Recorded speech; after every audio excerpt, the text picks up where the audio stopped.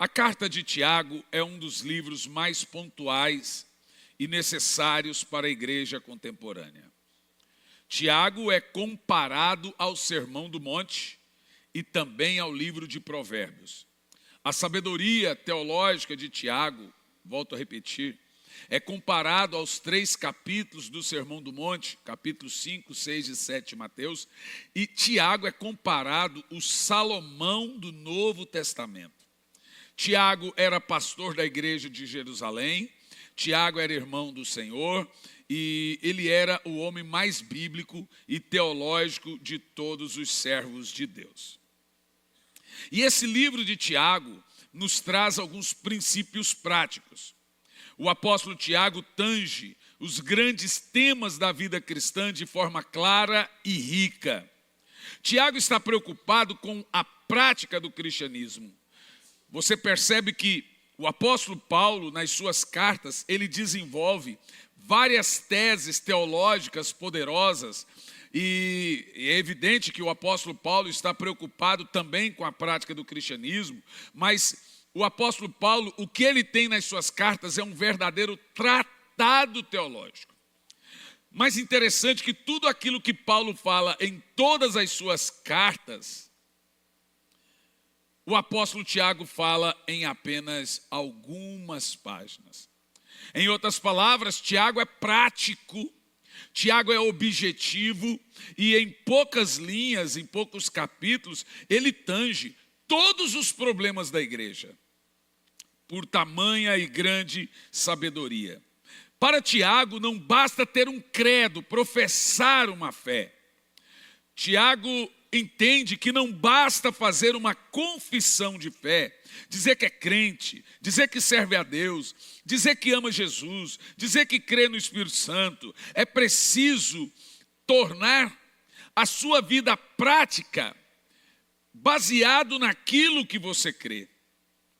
A leitura da carta de Tiago nos leva então a fazer um balanço da nossa vida, um diagnóstico da nossa experiência cristã. Eu quero introduzir aqui o sermão para você entender um pouco do que nós vamos abordar aqui, porque o sermão de Tiago na carta de Tiago no capítulo 2 é sobre fé. E ele começa nos ensinando a importância da fé. Mas não só a importância da fé, como leva-nos também a distinguir a fé verdadeira. Para entendermos um pouco, você precisa entender as questões sobre fé e entender que fé é uma doutrina chave, indispensável no cristianismo. Efésios capítulo 2, versos de 8 a 9, diz que é pecado não andar por fé. E Efésios 2, do 8 ao 9, diz que nós somos salvos por meio da fé. Em Romanos 1 e 17 nos diz que o justo viverá da fé. Em Romanos 14, 23 diz que tudo que é feito sem fé é pecado. Hebreus 11, 6 diz que sem fé é impossível agradar a Deus. Hebreus, em todo o capítulo 11, nós encontramos ali uma galeria da fé, em que homens e mulheres creram em Deus, viveram e morreram pela fé. Meus irmãos, a fé é a confiança de que a palavra de Deus é verdadeira, independendo das circunstâncias. Fé é confiar em Deus sem olhos. O que eu quero dizer é que fé é crer em Deus sem ter que pedir provas. É pôr o pé para esperar que o rio abra depois. É crer cegamente em Deus. A Bíblia diz que são os incrédulos que pedem provas. A Deus não se pede provas. Apenas entenda que Deus é homem. Ou quer dizer, Deus não é homem para que minta. E se Ele falou, vai acontecer. No entanto, eu tenho uma pergunta para fazer mediante esses cálculos. Qual é o tipo de fé que salva uma pessoa? Vou dizer de novo. Qual o tipo de fé salva uma pessoa? Porque nós temos 3 tipos de fé na Bíblia, gente. Às vezes você pode dizer, eu tenho fé. Você deve se questionar qual fé. Porque a Bíblia possui 3 tipos de fé. E são elas, anotem, fé morta, fé dos demônios e fé salvadora. A fé morta, fé dos demônios e a fé salvadora. O apóstolo Tiago vai abordar aqui, nessas linhas, esses 3 tipos de fé, para fazer um teste, para você saber qual é a sua fé. Ele tem um momento que ele vai chamar a fé de fé morta, tem outro momento que ele vai chamar a fé de fé dos demônios, e tem outro momento que ele vai chamar a fé de fé salvadora. Porque em Mateus 7:21 nos ensina que nem todas as pessoas que se dizem salvas estão salvas. Senhor, Senhor, nem todo que diz Senhor, Senhor entrará no reino de Deus. Então, vamos aprender um pouco sobre fé. A primeira fé que nós vamos abordar também é a primeira fé que o apóstolo Tiago aborda, é a fé morta. Quais são as características da fé morta? Em primeiro lugar, é uma fé que nunca leva a vivermos uma vida santa.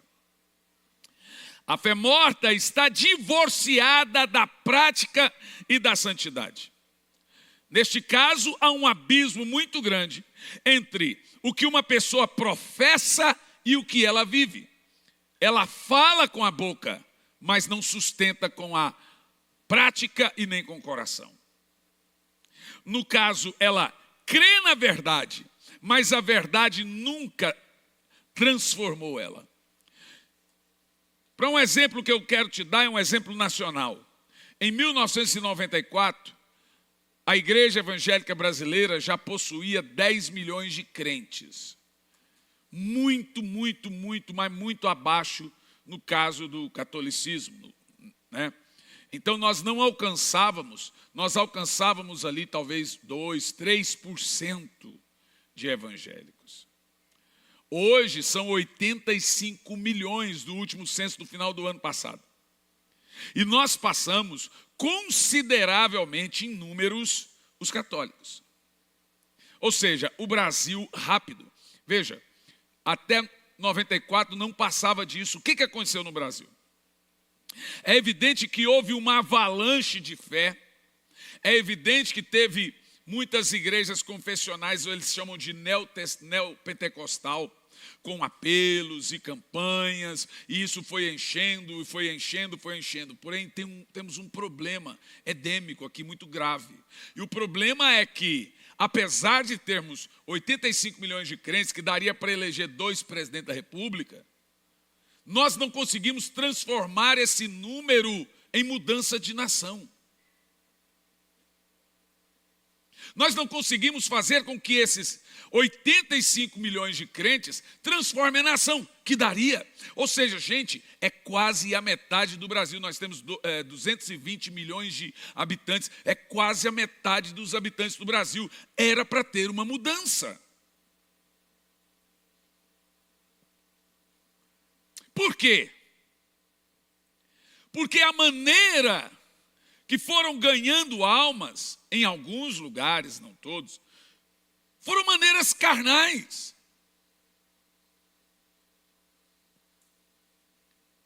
Já dizia Charles Spurgeon, lobos entretendo ovelhas. O que a gente vê muito, e isso me assusta até hoje, é que o ambiente cultural virou um ambiente de shows. E há igrejas hoje no Brasil, copiando igrejas americanas, que suas pregações é de 8 a 12 minutos. E o culto é voltado para o louvor e o palco com muitas luzes, etc. E o culto é voltado 1h30 de louvor. 1h30 de louvor. E no máximo 12 minutos de palavra. Como que uma coisa dessa pode dar certo? Um outro detalhe que nós percebemos no Brasil, que a fé de 85 milhões de pessoas ainda não transformou a nação, não revertemos esse número de salvos para mudança de nação, é a falta de pregação bíblica no que tange a mudança de vida de cada um dos convertidos.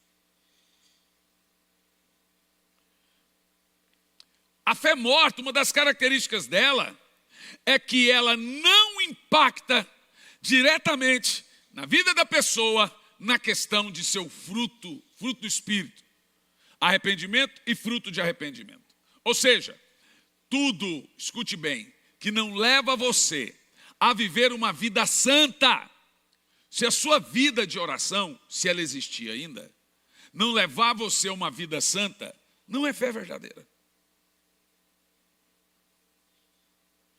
Como que nós temos 85 milhões de crentes, e quando você vai conversar com boa parte deles, pergunta, você ora todo dia? Ele diz, não. Nós temos 85 milhões de crentes, você vai conversar com ele e fala, você lê a Bíblia todo dia? Ele fala, não. Você jejum habitualmente? Não. Aí você pega o crente, não lê Bíblia. O crente não ora, o crente não jejuma. O que faz então para ele ser crente? O que levou ele a ser crente? É porque eu levantei a mão um dia na igreja e depois eu me batizei ali, então agora eu sou crente. Veja, qual é a prática, pergunta que eu faço, qual é a prática ou quais são as práticas expiatórias, santificatórias que mudaram a sua vida, que leva você a um cristianismo prático hoje? Ajudar o próximo, boas obras. Santificação, aí nós temos algumas dados que nos santificam, como vida de oração diária. A oração comprovadamente santifica quem ora. Gente, você precisa entender, oração e palavra é uma coisa indispensável, porque se você fala com Deus na oração, Deus fala com você na palavra. Então, quando você ora, você está falando com Deus. Quando você lê a Bíblia, Deus está falando com você. Olha que duas práticas indispensáveis. O crente que não ora e que não lê Bíblia, ele está dizendo, não quero falar com Deus. E quando ele não lê Bíblia, ele está dizendo, não quero ouvir a Deus. É grave. A meu ver, é muito grave. E é exatamente por isso que o apóstolo Tiago diz o seguinte, a verdade chega na mente do religioso. Quem é o religioso? É aquele que conhece toda a verdade, mas não pratica. Para Tiago, ele diz o seguinte, a verdade chegou à mente, mas nunca desceu no coração. É aquilo que Jesus chama de fariseu. Por que são chamados de fariseus? Vocês falam uma coisa com a boca e diz outra com o coração. Entendeu o que significa fariseu? Porque o fariseu da época falava uma coisa, vivia outra. Ele orava na frente do povo, mas não orava em casa. Ele jejuava para todo mundo ver, deixava o rosto caído, mas não tinha uma vida santa. Eles eram fariseus porque eles eram mentirosos. Eles eram fariseus porque eles eram religiosos. Eles se preocupavam com o que o povo ia dizer deles, mas não o que Deus ia dizer. Aí Jesus usa o termo, importa obedecer a Deus, aos homens. Então quem é fariseu? Fariseu é toda pessoa que fala uma coisa com a boca e vive outra com a vida. Diz que crê, mas essa fé não é transformada em mudança de vida. Esse é fariseu, religioso.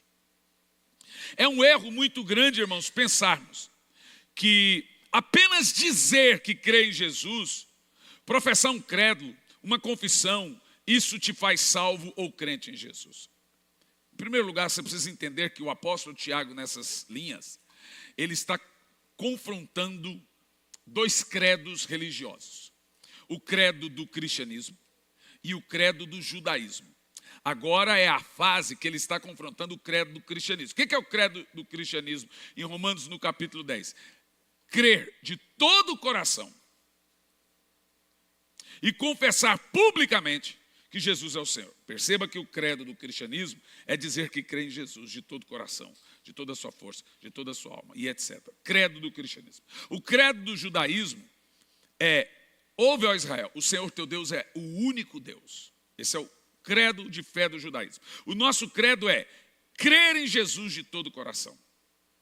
E aqui ele está confrontando essa ideia da pessoa dizer que crê em Jesus porque crê e não muda. O cara vem para a igreja, diz que crê em Jesus, mas continua com amante. Diz que crê em Jesus, mas tem uma vida dupla. Diz que crê em Jesus, mas mente. Diz que crê em Jesus, mas rouba. Diz que crê em Jesus, mas rouba do seu patrão. Se não rouba dinheiro do patrão, rouba tempo. Então você tem de tudo que é tipo na igreja.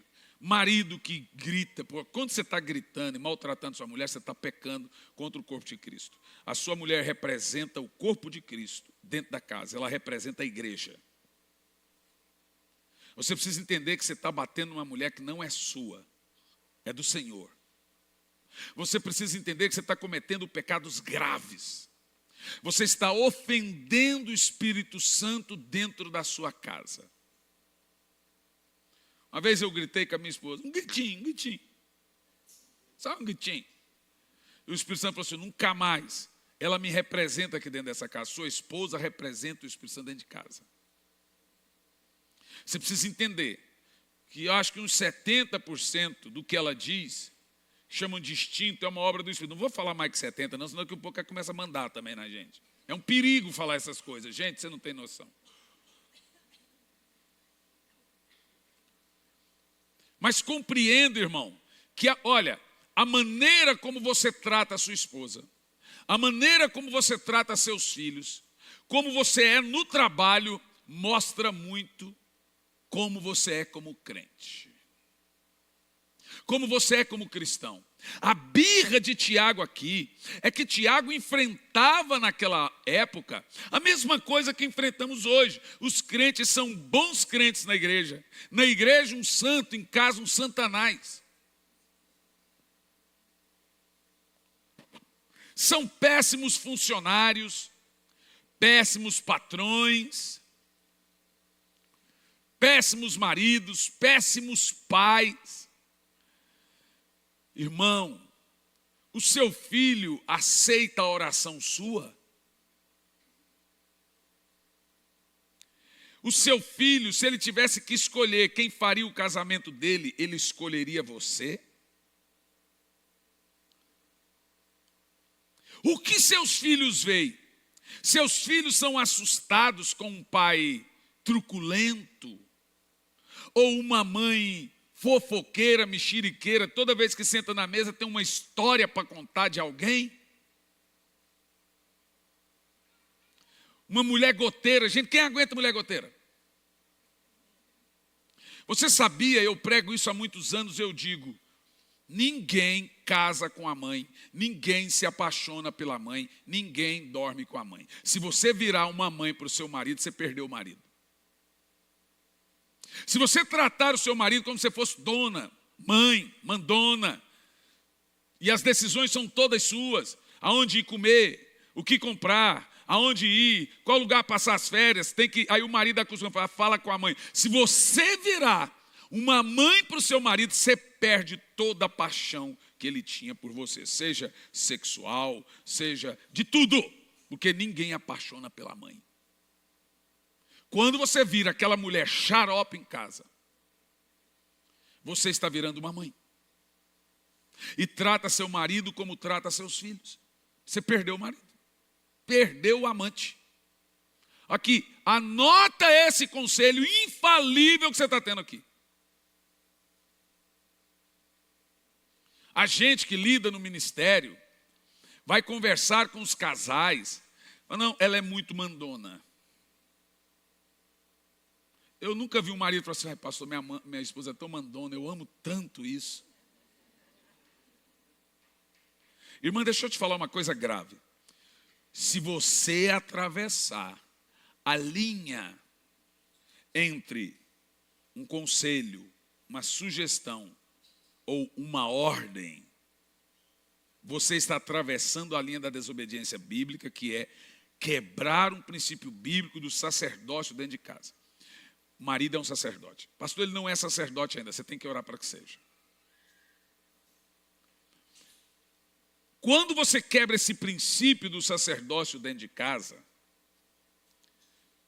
todo o resto dá errado, porque a casa está em desobediência a Deus. Isso também serve para os maridos, que não acha ruim quando as mulheres tomam decisões e mandam não, que exime eles de algumas responsabilidades. Então, tem uns maridos que não acham ruim.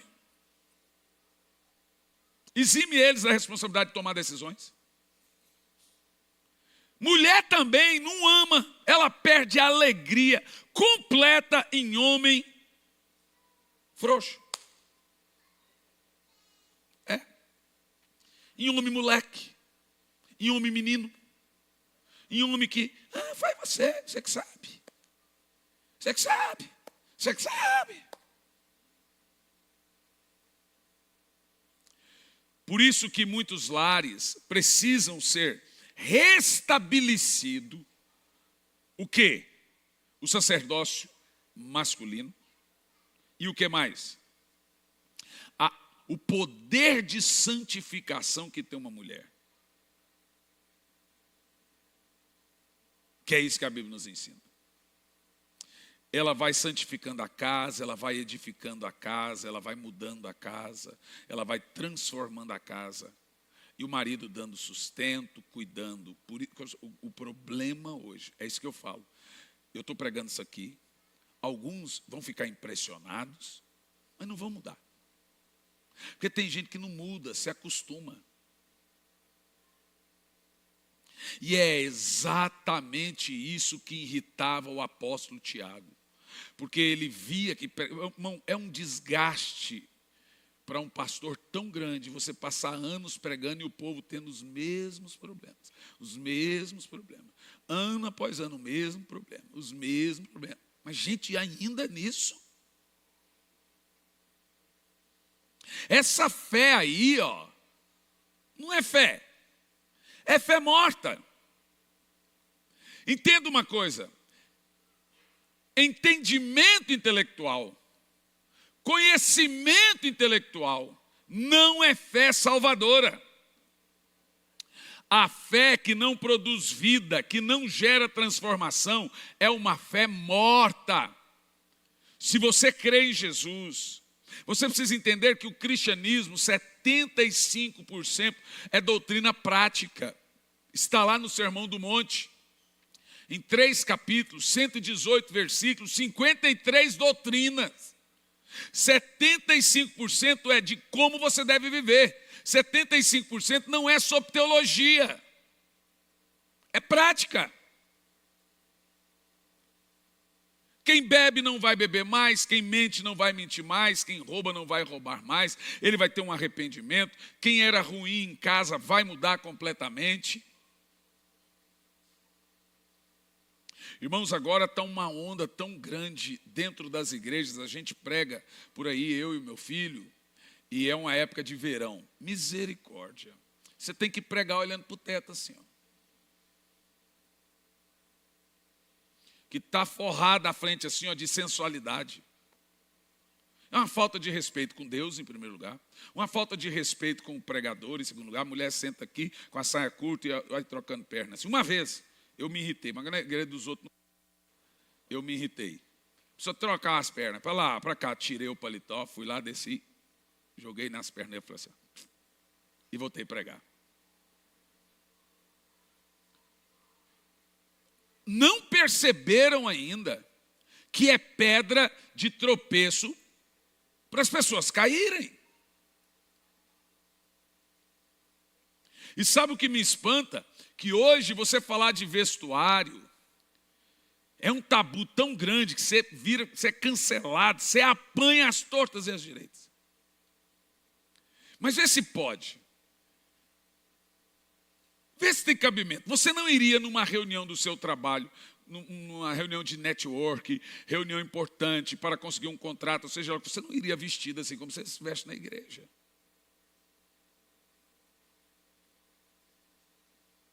É uma falta, gente, presta atenção, uma falta de santidade tão grande na igreja. É lamentável, agora estão cantando música secular em cima do púlpito. Termina um louvor, entra uma música do Djavan. A menina lá que diz que o evangelho fariseu diz que ela se espelha no Djavan.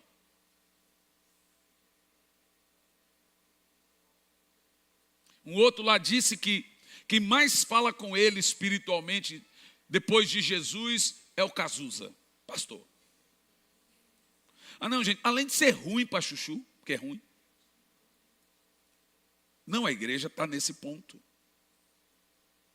Então o cara está tocando aqui, pregando, daqui um pouco, sem querer ele solta um palavrão. Sabe por quê? Porque fala antes, costumou falar, aí solta.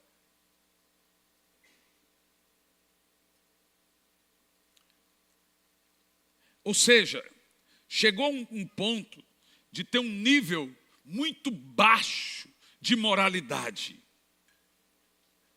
E aí as igrejas lotadas e gigantes, mas não está refletindo isso na mudança de cidade, mudança de nação. Sabe por quê? Porque só vai mudar o mundo o crente cheio do Espírito Santo. O crente que teve a sua vida transformada. O crente que teve a sua casa transformada. Ele vai levar essa transformação para fora das paredes.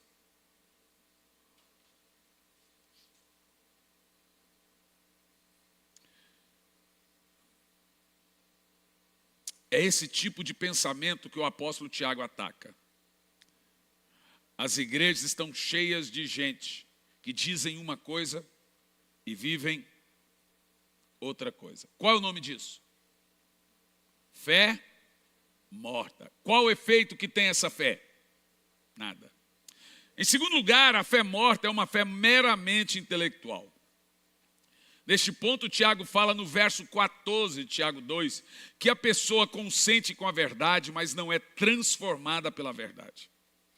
No verso 14, Tiago faz uma pergunta: pode, por acaso, semelhante fé salvá-lo? Eu preciso te dar um adendo aqui nesse texto aqui que é importante. Por muito tempo, muitos teólogos tentaram tirar a carta de Tiago da Bíblia.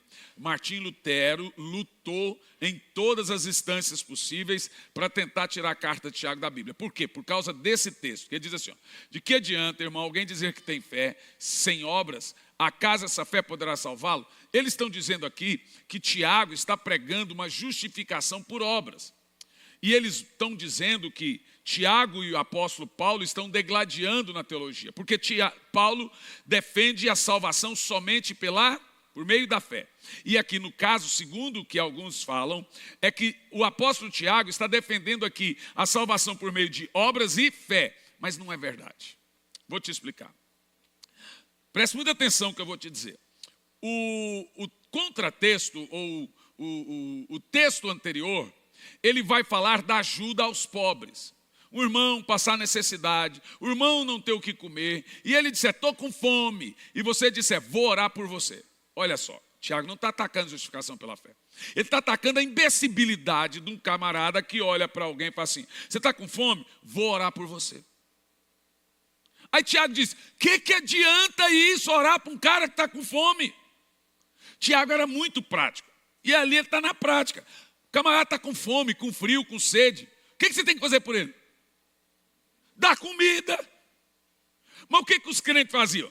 Vamos orar pelos pobres. Tiago não está falando, porque veja, há dois tipos de justificação. Justificação diante de Deus e justificação diante dos homens. A palavra justificação, gente, é aceito e inocente. Então, se eu sou justificado, eu fui aceito e inocentado por Deus. O apóstolo Tiago diz que essa justificação, Romanos 1,17, ela é por meio da fé. Por que é por meio da fé? Jesus é o santo, Jesus é o inocente, eu sou o culpado, mas eu fui justificado por causa de Jesus. O apóstolo Tiago não está falando de justificação perante Deus. Ele está falando de justificação perante homens, por isso que ele usa as obras. O que Tiago está querendo dizer? Adianta chegar para um incrédulo e dizer assim: ó, eu sou crente. E aí? Eu jejum. E aí? Eu oro todo dia. E aí? Tiago está dizendo que a maneira do ímpio te aceitar é vendo você fazer caridade. Porque agora a justificação que Tiago está pregando é uma justificação perante os homens. Eles têm que ver o que eu faço. Não adianta dizer, olha, eu sou santo, hein? Deixa eu dizer isso para as pessoas. Deus vê que você foi justificado. Deus vê que você é de oração. Deus vê que você é de jejum. Mas o ímpio, ele só vai crer que você tem Deus se ver você fazendo boas obras. O nome disso é justificação perante os homens. Os homens te aceitam. E justificação perante Deus. Deus te aceita por meio de Jesus. Está entendido aí? E aí quando o Tiago diz assim, por acaso, a fé poderá salvá-lo? Qual fé que Tiago está atacando que pode salvá-lo? Lembra do texto, ele está falando de uma fé morta. E ele está dizendo, essa fé pode te salvar. Ele não está falando da fé verdadeira que salva. Ele está atacando a fé sem obras.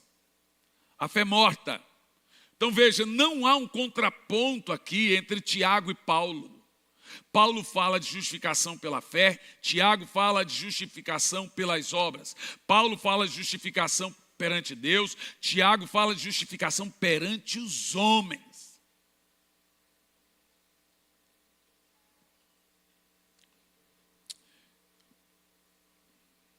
Tiago está dizendo aqui que um tipo de fé não é fé salvadora, e ele está confrontando dizendo, semelhante fé. A fé aí que você diz que salva, poderá te salvar? Claro que não. Ainda no verso 14, Tiago diz, que proveito há? Alguém disser que tem fé, e se as obras não comprovam, vou te explicar isso aqui, isso é muito importante. Efésios capítulo 2, verso 8 e 9. Você precisa entender esse ponto muito importante na salvação e nas obras. O texto diz assim, pois vocês são salvos pela graça mediante a fé. Primeiro ponto, ninguém aqui é salvo porque crê em Jesus. Presta atenção. Você não é salvo pela sua fé. A Bíblia não diz que você é salvo por fé. Ela diz que você é salvo pela graça, mediante a fé. Deixa-me te explicar. A graça é a causa meritória da salvação. E a fé é a causa instrumental da salvação. Significa que eu sou salvo pela obra de Jesus, porque Jesus fez, por aquilo que Ele fez, e por meio da fé eu me aproprio dessa tão grande salvação que é pela graça. O texto aqui não diz que você é salvo por fé. Leia. Pela graça sois salvos. Por meio da fé. Vê você que a fé é instrumento e a graça é mérito. Mais do que isso, quando o termo diz, isto não vem de vós, é dom de Deus, não está falando, presta atenção nisso que eu vou dizer, da salvação. Perdão, não está, é isso mesmo, da salvação, está falando da fé. Porque o contexto é sobre fé. E o apóstolo Paulo está dizendo, essa fé, veja bem, falando da salvação, essa fé não vem de vós, é dom de Deus. Você entende o que eu estou falando? Compreende? Continua o texto, presta atenção. Olhe bem esse texto. Não por obras, para que ninguém se glorie. É nessa parte que eles falam que Tiago e Paulo estão se degladiando. Não estão. Tiago está falando de uma coisa, Paulo está falando de outra coisa. Quer ver? Vamos lá. O verso 10 é muito poderoso. Porque somos criação de Deus, criadas em Cristo Jesus. Agora, olha a preposição. Gente, quando você estuda, faz uma especialização teológica, você passa a ver a Bíblia de uma forma diferente. No meu caso, eu amei apologética, que é ensinar a Bíblia de forma doutrinária. E diz assim, ó, somos feituras suas, criados em Cristo Jesus, para fazermos boas obras. Olha para mim, não está dizendo que você é salvo por fazer boas obras. Está dizendo que você é salvo para fazer boas obras. Efésios 1:4 diz a mesma coisa, nos elegeu nele antes da fundação do mundo para sermos santos. Jesus diz a mesma coisa, vos escolhi para dar fruto. Veja, você não foi escolhido porque deu fruto. Você não foi salvo porque teve obras. Você não foi eleito por ser santo. Você é eleito para ser santo. Você é salvo para fazer obras. Você é escolhido para dar fruto. Percebeu? Ou seja, funciona assim. Eu sou salvo pela graça e não pode ter adição de obras. E acabou. As obras não provam que eu sou salvo. A não ser que eu sou salvo antes das obras. Funciona assim, ó. As obras não podem me salvar, mas a ausência das obras podem provar que você não é salvo, porque você é salvo para elas. Ou seja, toda salvação é seguida de uma missão. Eu sou salvo para realizar obras. Se eu não realizo obras, eu não estou mostrando pelos frutos que sou salvo. O cristianismo é prático. É prática. Se eu não guardo de falar mal do irmão, de murmurar, se eu não guardo de mentira, não guardo de pecados grosseiros, eu estou provando que eu não sou salvo. Essa obra não vai poder me salvar. Vou te dar 2 exemplos importantes. Eu estava vendo o seriado do Silvio Santos, com a Cenoura Bravanel. Vocês podem assistir, é muito bom. E o Silvio, ele deu casa para todos os funcionários. O que Silvio pensava? Como é que eu posso dar casa para as pessoas se quem trabalha comigo não tem casa? Então ele inventava um negócio, gente, aquele negócio de roda-roda que dá as casas, da carro lá, as bolinhas e tal. Ele punha umas bolinhas no bolso dele. E ficava no bolso dele. Quando rodava lá, a pessoa ganhava um abacaxi. Tinha que ganhar 4 abacaxi. Igualzinho que ganhou para ganhar a casa. Se ganhasse 3, era um carro. Se ganhasse 2, era outra coisa. Então ele tinha o bolso dele cheio de abacaxi. E quando a menina dava para ele o abacaxi, ele vai, jogava um outro e pegava aqui. Eu fiquei assustado com isso. Quando ele foi, mudava as bolinhas. Mas ele não mudava para as pessoas perder. Nenhuma delas, está lá na série, conseguia ganhar uma casa. Ele dava as bolinhas para elas ganharem a casa. Você entende o que eu estou falando? Eu fiquei chocado com isso. Quando o Edir Macedo foi comprar a Record era dele também. Ele tinha a Record e o SBT. Ele não queria vender, porque ele não gosta de fazer das coisas dele e tal, um judeu. Aí alguém chegou e falou assim, Silvio, é um pastor que quer comprar para propagar a palavra de Deus. Eu falei, quem que é? Vamos supor que a Record era 40 milhões, ele vendeu por 5. Deu. É para pastor? Deu. Isso que Silvio fazia não pode ser creditado na salvação dele. Ou seja, ele não pode chegar no céu porque faz esse tipo de coisa. E por que ele não pode? Porque ele não pode comprar a salvação. Se as obras fossem contabilizadas, as pessoas diziam, eu tenho que entrar no céu. Só rico ia entrar. Não, eu posso entrar, eu dei isso, eu dei aquilo outro. Ninguém. Esse fato de a obra não salvar ninguém, ele nivela todos a uma coisa só. Tem que crer em Jesus para ser salvo. Pobre, rico, todo mundo. Tem, nivela. O Faustão também dava casas para os funcionários. Agora tem gente achando ruim do Faustão conseguir implante. Agora foi do rim, né? Do rim, 2 vezes cirurgia. Quando já se viu, não sei o quê, o cara deu 130 casas para gente que não tinha onde morar. Será que esse moço não merece um coração? Alguém que faça uma caridade, uma boa obra por ele. O problema é que as pessoas não sabem. Então, por exemplo, como que funciona isso? Silvio, Faustão, é os que eu sei. Como que funciona? Se eles não entregarem a vida a Jesus, não tem conversa. Porque ninguém pode comprar a salvação. Mas vamos supor que eles entregam a vida a Jesus. O que eles fizeram de bom passa a ser contado agora. Deus vai lá no passado e começa a contabilizar tudo de um por um, e joga dentro da salvação dele. É como ele vai viver na eternidade. Deus é justo. Você percebeu? Aí Deus passa a contabilizar as suas boas obras. Agora, se você tem Jesus e é praticante de boas obras, Deus pega as suas obras e contabiliza dentro da sua salvação, para que você viva na eternidade, angariando das suas boas obras. Aí você vai viver de acordo com as suas boas obras. É fantástico ou não é? Bom, vou concluir aqui. Essa parte eu sei que muita gente gostaria que chegasse rápido nela, é a fé dos demônios. Eu confesso aos irmãos que é uma parte estranha, mas está na Bíblia. No verso 19 de Tiago 2, observamos o que o apóstolo Tiago fala da fé dos demônios. Você crê que existe um só Deus? Muito bem. Até mesmo os demônios creem que existe um só Deus. Mas pior, eles creem e tremem. Gente, esse texto é importante.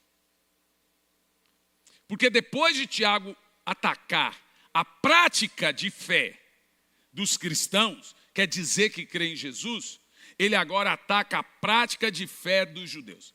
Na verdade, ele não ataca a prática, ele ataca a falsa prática. A fé morta é a fé que atinge o intelecto.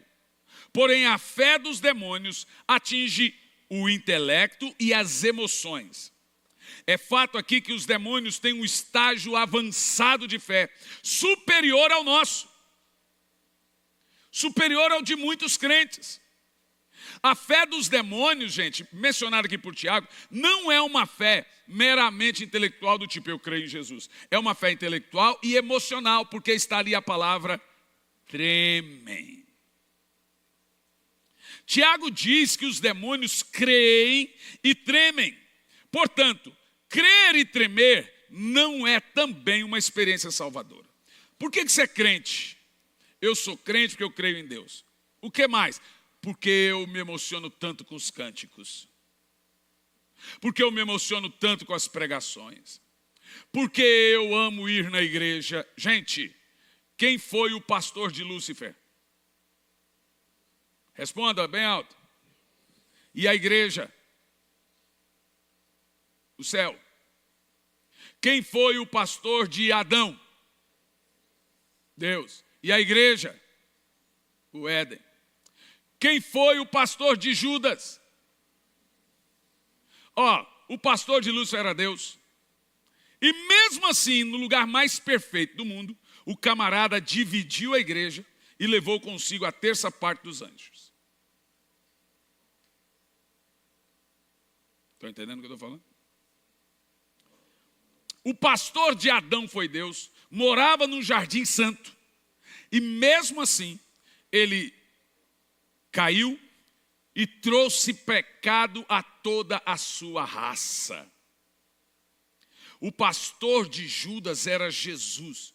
Tem gente que fala assim, o pastor, gente sai da igreja, gente não sei o quê. Jesus não faria isso. Jesus perdeu todo mundo em menos de 3 anos. Tinha 25 mil membros, ficou com 11. Dos 11 correu um, ficou só um na cruz. Do um só que ficou na cruz, correu, ficou sozinho com o Zezinho de Arimateia e a Maria. Quem olhar para o ministério de Jesus vai entender assim, que fracasso o ministério desse evangelista aí, ué. Sobrou ninguém. Deixa eu te falar uma coisa, isso que é o ponto grave do sermão. Nós não conhecemos uma pessoa salva pelo conhecimento que ela adquire. Eu, há um tempo atrás, agora não, pregando em alguns eventos, encontrei alguns pregadores de confissões tradicionais, que são tradicionais nos dons, mas liberais na doutrina. Terminaram de pregar e foram para o camarim, daqui um pouco pede licença e vai lá e acende um cigarro. Deu descer o hotel, no saguão do hotel, está lá, ou cantou o pregador com a latinha de cerveja. E sobe para pregar, nosso Deus, não sei o quê, é uma espiritualidade híbrida que não existe. A pessoa não é salva pelo conhecimento que ela adquire, nem pelas emoções que demonstra, mas pela vida que ela vive. Tiago 2:18. Porém, tem uma pergunta interessante aqui no texto. No que os demônios creem? Primeiro, os demônios creem em um só Deus. Veja que até aqui a fé dos demônios está correta. Eles creem em um só Deus. Tem muitos crentes que não creem assim, você sabia? Essa semana um crente, um crentino, foi na internet, pastor, e disse que é pregando signo. Ah, gente, vai catar coquinho. Que mundo que a gente está parando? Pelo amor de Deus. Os caras viraram o quê? Que um pouco ele passou discípulo de Allan Kardec também. Ah, gente. Você vê? Por isso nós temos 85 milhões de crentes que não transformam o país. Umas coisas dessas. Isso é um absurdo. Mas há quem diz, não, eu creio em Jesus, eu amo o Espírito Santo, eu amo, só não amava a esposa dele. O diabo, gente, olha o que eu vou dizer, tem gente que está pensando que estou defendendo o diabo. Um dia eu fui na igreja e teve um pastor que pensou que estava defendendo o diabo. O diabo não comete muitos pecados que muitos crentes cometem. Primeiro, não tem demônio ateu. Eles creem em um só Deus. Tem gente ateu. Falando o homem ganha do diabo. Não tem demônio agnóstico. Não tem demônio animista. E pasmem, tem um monte de igreja ecumênica, mas não tem demônio ecumênico. Ele não ora para outro Deus. Ele não faz ecumenismo. Eu tenho uma mensagem sobre ecumenismo por título, o pecado que o diabo não comete. Não tem demônio dizendo, vamos juntar todo mundo aqui, cada um ora para o seu Deus e vamos orar. Mas tem crente ecumênico, não tem? E nem por isso nós vamos levar o diabo para casa. Nem pela sua teologia o diabo está salvo. Sabe por quê? Isso aqui prova uma coisa grave, que você pode estar com Deus em doutrina e com o diabo em conduta. Você pode saber tudo de Deus e praticar tudo do diabo. Haja vista que o maior teólogo do Brasil é um teólogo ateu. Leonard Boff é ateu e o maior teólogo do Brasil. Os demônios creem em Deus e creem de maneira certa. Porém, essa fé dos demônios não pode salvá-los. Segundo, os demônios creem que Jesus é Deus. Em Marcos 3, do 11 ao 12, pode pôr, vemos os demônios prostrando e prestando adoração a Jesus Cristo. Sempre que os espíritos imundos vinham, prostravam-se diante dele e gritavam, tu és o Filho de Deus. Olha que adoração poderosa. Você está vendo? Os demônios creem que Deus é um só. Os demônios creem e adoram, gente. Gente, o Deus, o seu Deus, é o Deus do diabo também. Não pense você que é porque o diabo está no inferno que ele não tem um Deus. Deus é Deus de vivos e de mortos, de anjos e demônios, dos céus, da terra, embaixo da terra, Filipenses 2,6. Todos no céu, na terra e no inferno dizem que Jesus Cristo é o Senhor. Onde é que os demônios estão agora? De acordo com o Apocalipse, eles ficam 24 horas diante de Deus nos acusando. Então ele vai na igreja.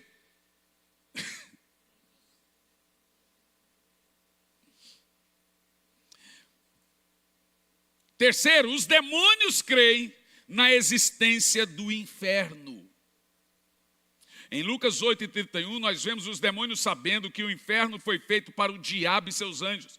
Portanto, os demônios não duvidam da existência do inferno.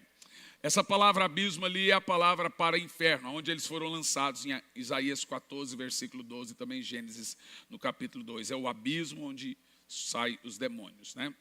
O texto de Apocalipse diz que Apolion será solto desse abismo, né? Então você vê os demônios olhando para Jesus e falando, não nos manda para o inferno, não nos manda para o abismo.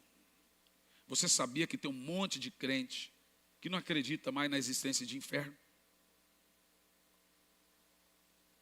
Ou seja, é uma teologia Shopee.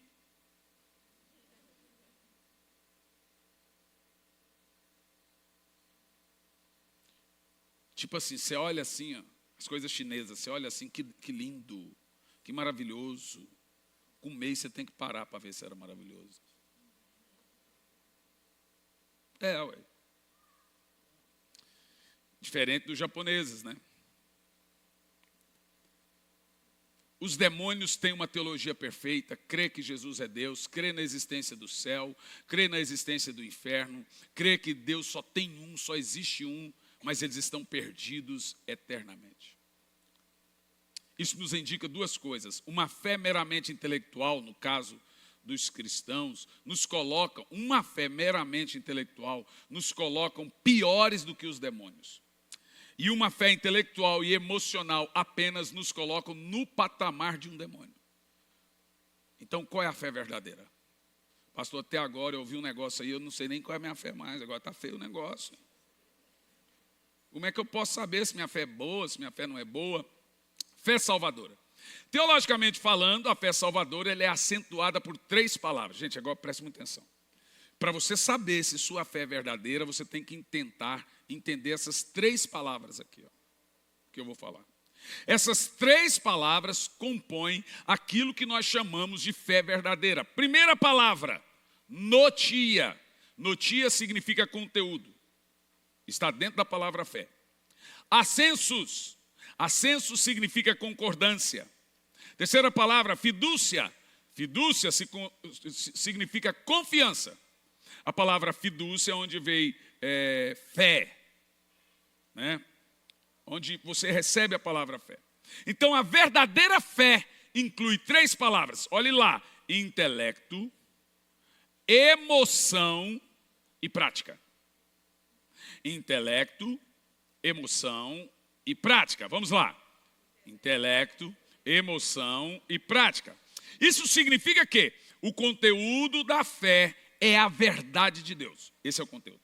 E eu recebo essa fé e confio nela. E agora sou transformado por isso. Vê? Nós temos 3 situações na fé que se não tiver isso na sua vida, não é fé verdadeira que você está tendo. Então, por exemplo, eu digo que isso aqui é santo. Eu estou tendo fé que é santo. Um pedaço de madeira ou qualquer outra coisa. Mas no que isso pode transformar a minha vida na prática? Nada, porque é morto. Não existe. Agora, a fé em Jesus, ela precisa do conteúdo. A fé vem por ouvir a palavra, o conteúdo é a palavra de Deus. Ela precisa também receber isso de forma sensível, poderoso. Isso é amar a Deus de todo o coração. O camarada falou assim, que você não precisa ser sensível ao Espírito Santo. Como é que você vai amar a Deus sem sensibilidade? Não tem como ter amor sem ser sensível. A palavra sensível e a palavra amor são sinônimos. Você vira um cidadão desse, que amor que você sente pela sua esposa infeliz? Você não é sensível? Porque se a Bíblia me manda amar a Deus de todo o coração, ela fala que tem que haver sensibilidade. E, em terceiro lugar, eu preciso ter em prática, ou seja, ser transformado pelas verdades que eu aprendi de Deus. Isso é fé. Isso é fé. Então, ele descreve a fé oferecendo vários pontos. Primeiro, a fé verdadeira está fundamentada apenas na palavra de Deus. A fé vem por ouvir e ouvir a palavra. A fé verdadeira está fundamentada apenas no que Deus diz e mais nada. Para isso, Tiago cita 2 exemplos. Primeiro, Abraão, segundo Raabe. 2 pessoas totalmente diferentes. Abraão, amigo de Deus. Raabe, amiga dos inimigos do povo de Deus. Abraão, homem piedoso. Raabe, prostituta. Abraão, judeu. Raabe, gentil. Por que que ele mostra essas 2 pessoas? Para ele mostrar que a fé não faz distinção. Abraão, um santo homem, Raabe, uma prostituta. Abraão creu em Deus, foi salva. Raabe creu em Deus e foi salva do mesmo jeito, sendo prostituta. Isso nos ensina que a fé está trazendo você para Jesus. E quando você crê, todo o seu passado é esquecido. Deus não vai te perguntar, e aí, você é prostituta? Você é isso, aquilo, outro, mas tem que ser mudado. Tem que ser mudado. Tem que ter mudança. E se você não alcança essa mudança, você tem que pedir para o Espírito Santo te ajudar. Ele vai te ajudar.